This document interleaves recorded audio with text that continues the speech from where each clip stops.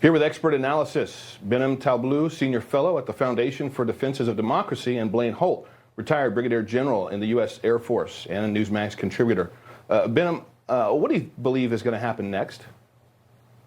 Well, likely the regime is going to try to check and make sure that they were able to save face without losing their head. But because they fired ballistic missiles, this time at civilian population centers, not just military bases, you're likely going to see the Israelis be able to retaliate. In fact, there are reports right now of the Israelis having struck some sorts of energy export facilities in Iran's west. So this thing, I think, is set to spiral. But the logic of the Israelis to get ready to make it spiral is that they can escalate to de-escalate. So Tehran knows it has more to lose than to win by staying in the fight.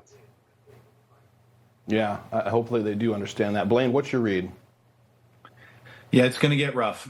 We're going to see the Iranians, out of desperation, throw everything they can. They'll try to probably close the Straits of Hormuz. I'm confident that the Israelis, who arguably have had their greatest achievement since the Six-Day War, have covered down on that. What my concern is in the days ahead, this will sort, and the United States will be right there with Israel. But my concern is domestic.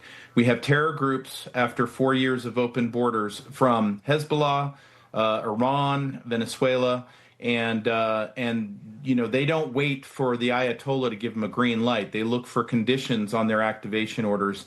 And we already have these protests this weekend, so I would urge all Americans to take their personal security and safety very, very serious. Yeah, I've received a message similar to that as well. This weekend, things could get pretty dark, pretty hairy. Behnam, how long do you think this is going to last? Is it going to be days? Is it going to be weeks? Well, the Israelis talk about this and conceive this as a campaign, not an operation. And given the fact that the regime does like to earn, if you will, pauses in warfighting, I think I would say at a minimum 2 weeks is when everyone should be on high alert, making sure you're following the news 24/7, both through official and social media channels.